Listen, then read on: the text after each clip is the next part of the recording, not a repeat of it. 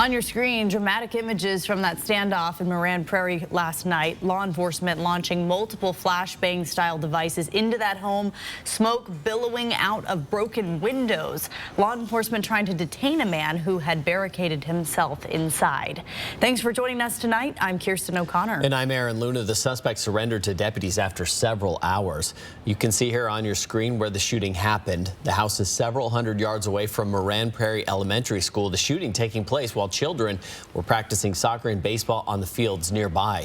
Our Jordan Smith live from the scene with what neighbors say and what they saw and heard. Jordan. Yeah, Aaron, I'm here on Glen Rose Road, just up the street. You can see the house that was involved in this standoff taped off. There's still heavy police activity here, officers moving in and out of the area. And at this hour, many unanswered questions about the standoff, particularly on the events leading up to it.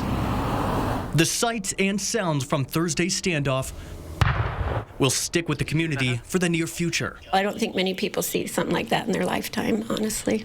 These events, unprecedented in the area, taking place less than 24 hours after an incident at the same house.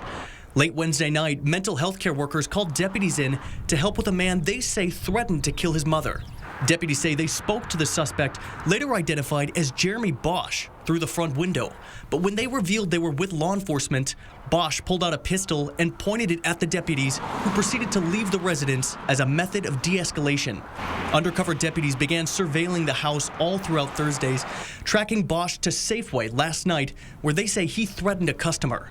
Officers followed him back to the house, where Bausch and law enforcement later exchanged fire. He heard something to the effect of, "This is it." And then he said he heard about 6 shots as he was heading into his garage. Rick Wyka relaying a message his neighbor shared with him 2 doors down from the gunfire.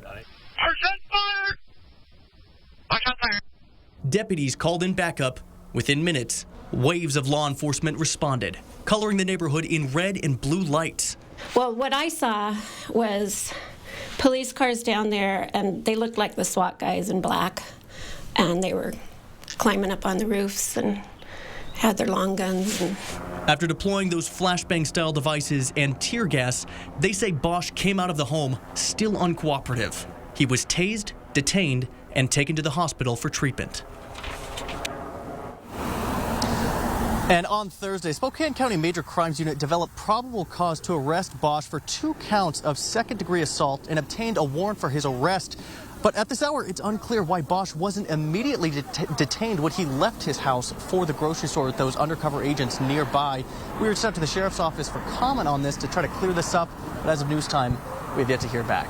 In Moran Prairie tonight, I'm Jordan Smith for News Now.